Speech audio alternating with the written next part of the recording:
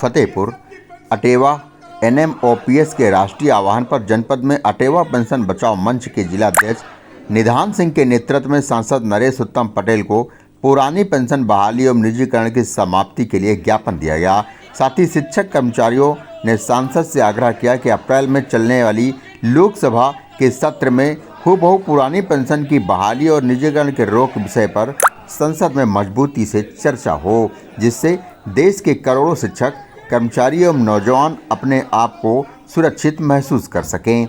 साथ ही सांसद के लेटर पैड पर प्रधानमंत्री के नाम पुरानी पेंशन बहाली और निजीकरण की समाप्ति के पक्ष में पत्र भी लिखने का आग्रह किया गया, जिसके परिप्रेक्ष्य में सांसद नरेश उत्तम ने शिक्षक एवं कर्मचारियों को आश्वस्त किया कि आगामी अप्रैल माह में लोकसभा के सत्र में मजबूती से बात उठाई जाएगी।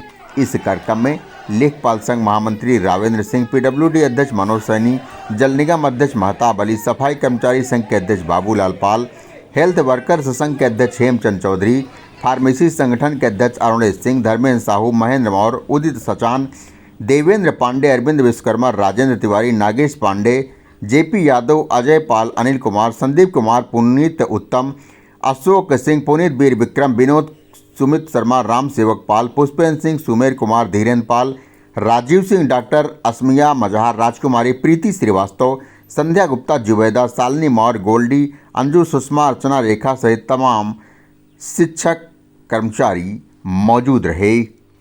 इस दौरान समाजवादी पार्टी के जिलाध्यक्ष सुरेंद्र प्रताप सिंह भी सांसद के साथ मौजूद रहे।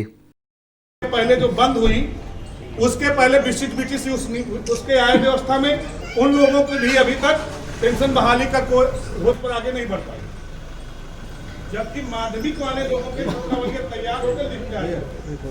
बेसिक वालों से ये कहा जा रहा है, सुनने में आया लेकिन कुछ नहीं है कि इनका विज्ञापन जारी हुआ हो वैकेंसी का तो विज्ञापन ला के दें। अब विज्ञापन जारी नहीं हुआ क्योंकि पहले BTC करो और उसी के आधार पर नियुक्ति होती थी। तो अगर सरकार, उत्तर प्रदेश सरकार एक स्पष्ट लेख नहीं है, इस बात हम लोग घेर नहीं पाते। अगर इस प्रकार का कोई अड़चन है तो अगर सरकार के पास कोई विज्ञापन हो तो सरकारें दे दे, तो विभाग दे पाएंगे, कर्मचारी कहाँ दे पाएगा।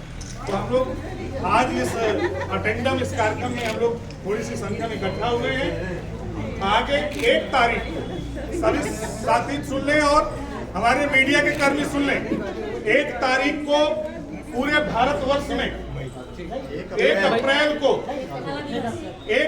को पूरे भारतवर्ष में काला दिवस मनाया जाएगा अटेवा की ओर से। हाँ, अटेवा और राष्ट्रीय स्तर पर यही संगठन NMOPS के नाम से national movement forward pension scheme पूरे भारतवर्ष में काला दिवस मनाया जाएगा और बड़ी संख्या में DM कार्यालय जाकर DM साहब के माध्यम से प्रधानमंत्री को पत्र जो है भेजा जाएगा।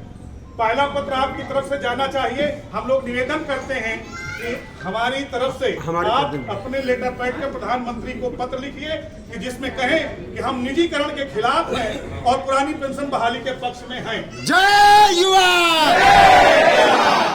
पेंशन की बात करेगा वही देश में राज करेगा, पेंशन की बात करेगा वही देश में राज करेगा। पेंशन हक है लेके रहेंगे, पेंशन हक है लेके रहेंगे।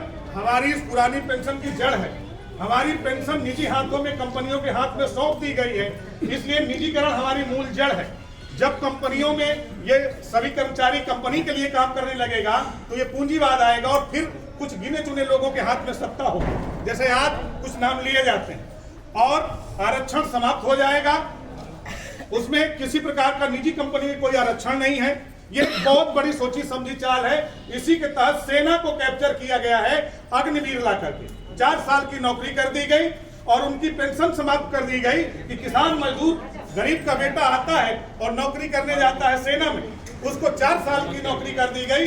न तो पढ़ाई कर पाएगा, न आगे सर्विस होगी और न पेंशन होगा, न किसी प्रकार का उसको कोटा मिलेगा, किसी प्रकार का उसको आरक्षण भी नहीं मिलेगा अग्निवीर को, और न तो उसको शहीद का दर्जा है।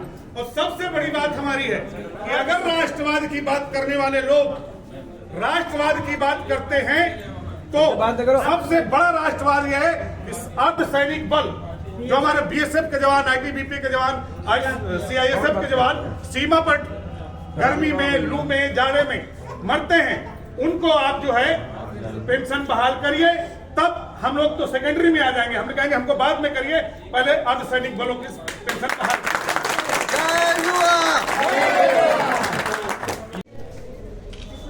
और जो मांग पत्र में आपने एनपीएस तथा यूपीएस व्यवस्था समाप्त कर पुरानी पेंशन व्यवस्था बहाल करने के संबंध में है, निश्चित रूप से आपकी मांग के हम समर्थन में हैं। हमारी पार्टी समाजवादी पार्टी और समाजवादी पार्टी के नेता माननीय अखिलेश यादव जी सहित पूरी पार्टी आपकी इस मांग का समर्थन करती है। और जहां तक भारत के प्रधानमंत्री के समक्ष पत्र द्वारा अवगत कराना और भारत की पार्लियामेंट के अंदर आपकी बात को रखना, मुझे आप सबका और इस जिले की महान जनता का सहयोग मिला है और मैं इस जिले की महान जनता का प्रतिनिधि के रूप में भारत की लोकसभा में पहुंचा हूं।